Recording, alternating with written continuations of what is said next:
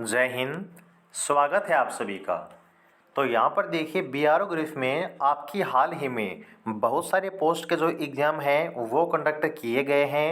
उनका जो रिजल्ट है वो भी आउट हो चुका है और अब यहाँ पर जो नेक्स्ट प्रोसेस आपकी रहने वाली है वो आपका फिजिकल और डॉक्यूमेंट वेरिफिकेशन है। इसके अलावा अगर बीआरओ में चाहे आप किसी भी पोस्ट की तैयारी कर रहे हैं, यहाँ पर जब आपका फिजिकल होगा और डॉक्यूमेंट वेरिफिकेशन होगा तो यहाँ पर जितने भी डॉक्यूमेंट आपको हम बताने वाले हैं सेम वहीं आपको लेकर जाने होते हैं और वहीं जो है आपके चेक होते हैं। तो कौन कौन से डॉक्यूमेंट आपको कैसे कहाँ से किससे तैयार करवाने हैं, सारी चीज़ें बिल्कुल एक एक करके ध्यान से सुनते रहिएगा।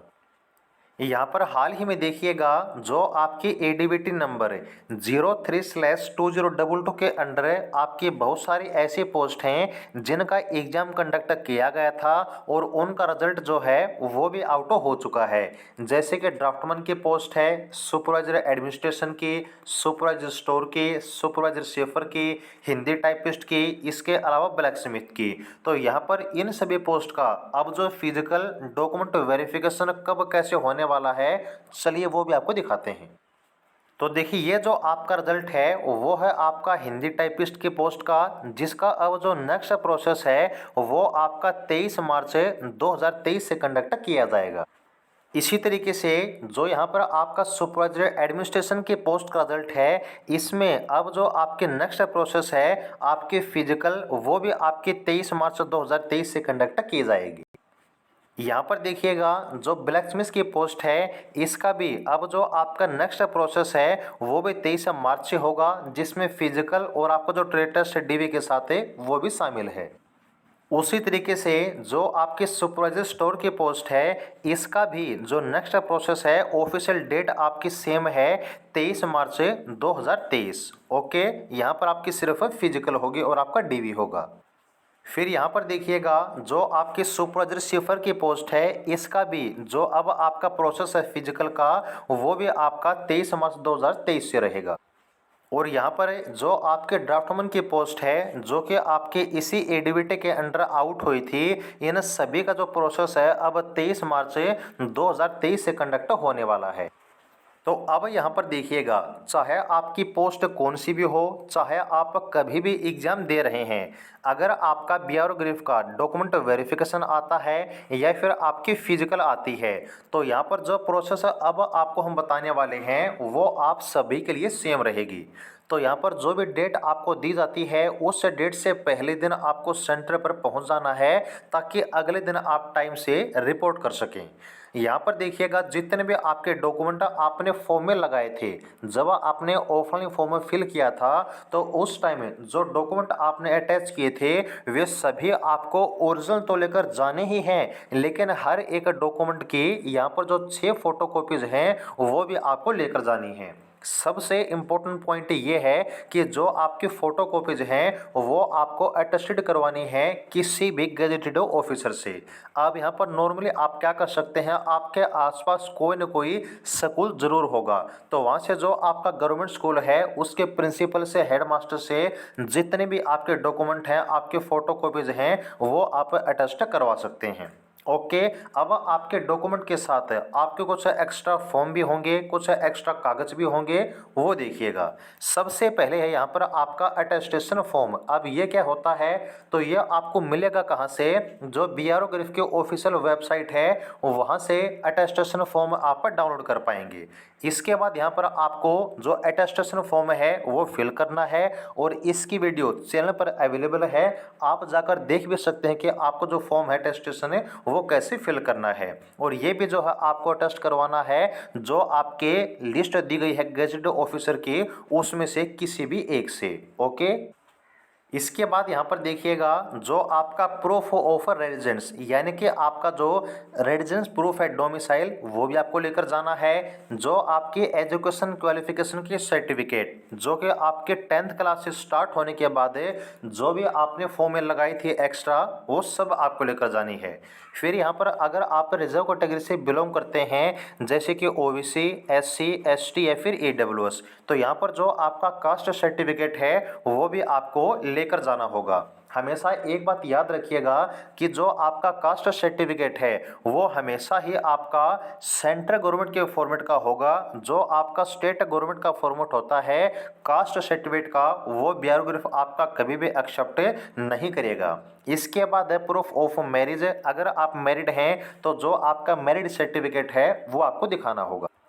इसके बाद देखिएगा, यदि आप रिजर्व कैटेगरी से बिलोंग करते हैं और आपने एज में छूट ली है तो यहाँ पर जो आपका एज रिलैक्सेशन का सर्टिफिकेट है वो भी आपको लेकर जाना है। यदि आप एक्स-सर्विसमैन हैं तो आपका सर्टिफिकेट, यदि आप गवर्नमेंट एम्प्लॉय हैं तो यहाँ पर आपका NOC यानी कि नो ऑब्जेक्शन जो सर्टिफिकेट है वो आपको लेकर जाना है। मैं फिर से रिपीट करता हूँ, ये जो सभी डॉक्यूमेंट हैं इन हर एक डॉक्यूमेंट की जो 6 कॉपीज हैं आपकी लेकर जानी है, आपकी अटेस्ट करवा के किसी भी गजेटेड ऑफिसर से।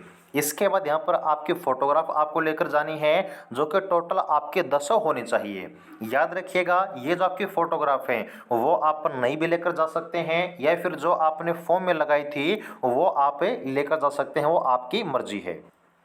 तो यहाँ पर देखिएगा, आपके जो डीवी है इसमें आपका मेडिकल भी शामिल है, लेकिन मेडिकल आपका कब होगा? मेडिकल आपका होता है जब आप फिजिकल क्वालिफाई करते हैं। इसके बाद यहाँ पर आप डीवी यानी कि डॉक्यूमेंट वेरिफिकेशन क्वालिफाई करते हैं, और अगर आपकी पोस्ट में ट्रेड टेस्ट है तो इन सभी प्रोसेस को जब आप क्वालिफाई कर लेते हैं तब आपके फाइनली मेरिट लिस्ट बनती है, और अगर आपका मेरिट लिस्ट में नाम आता है तभी यहाँ पर जो आपका मेडिकल एग्जामिनेशन है वो कंडक्ट किया जाता है।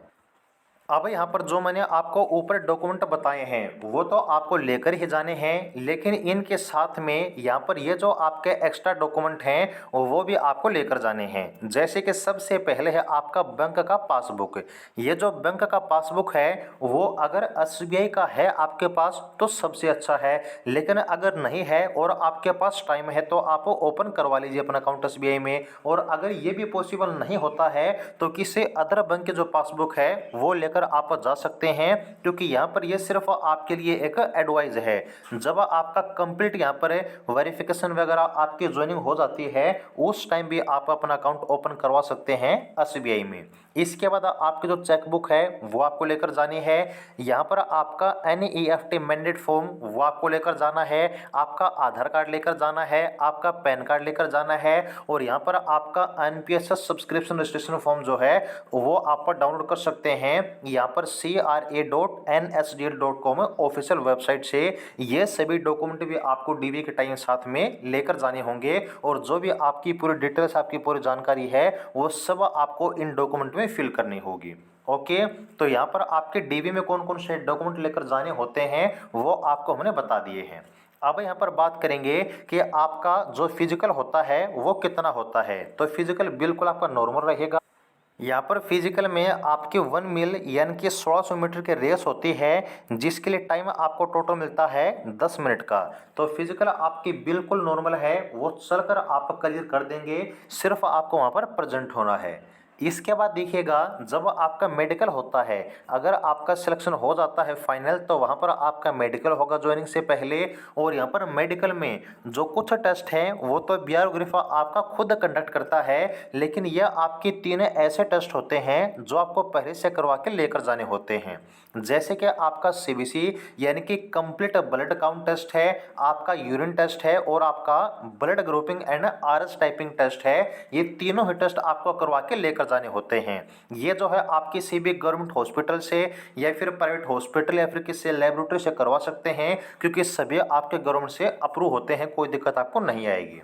ओके, तो ये आपकी पूरी प्रोसेस है आपके डीवी की। याद रखिएगा, ये तीनों टेस्ट आपकी मेडिकल डेट से जो है 1 महीने से ज़्यादा पुराने न हों। जिस दिन आपका मेडिकल होता है उससे 1 महीने के अंदर के तीनों टेस्ट आपके होने चाहिए। ओके, तो उम्मीद है कि आपको जानकारी अच्छी लगी होगी और डॉक्यूमेंट के बारे में आपका कोई भी डाउट नहीं बचा होगा।